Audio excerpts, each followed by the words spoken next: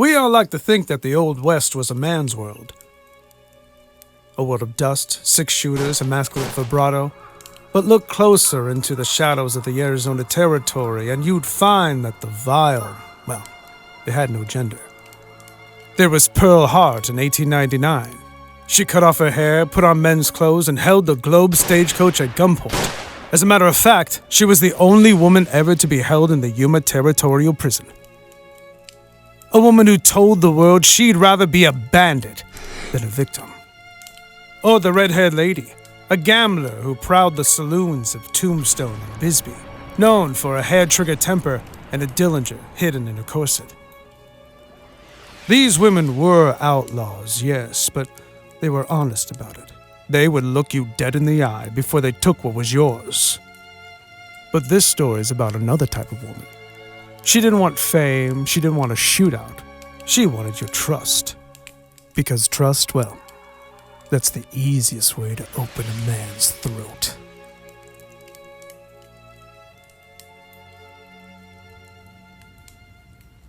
Along the campfires of the San Pedro Valley, there was a name that was never spoken, but a story that was always remembered. The Arizona Spider. She was the ultimate femme fatale. And in a land where men outnumbered women 10 to 1, a solitary woman in a remote cabin wouldn't seem like a threat. Well, she seemed like a miracle. She played the role of a grieving widow, a stranded traveler, a soft place to land in a hard country. Her hunting style was a slow-motion execution. A miner would arrive with a year's worth of gold in his saddlebag. He'd see the light in her window. He'd smell the wood smoke. He thought he was being saved. She'd feed him. She'd listen to him go on and on about the family he was going to start. And then she'd pour the rye. The double cross didn't come with a bullet in the street. It came with a terrifying realization that your legs couldn't move, your tongue was lead, and that kind woman was standing over you, holding a butcher blade. For years, men vanished. The lawmen blamed the fever. They blamed the heat. They blamed the border. But as they say, the desert has a way of spitting up what's been buried. In 1896, a rancher searching for a stray calf found the shallow grave near an unmarked creek. Then he found another, and then another. They found collections of wedding rings and watches, lockets of photos of wives and children who would never know what happened to their fathers.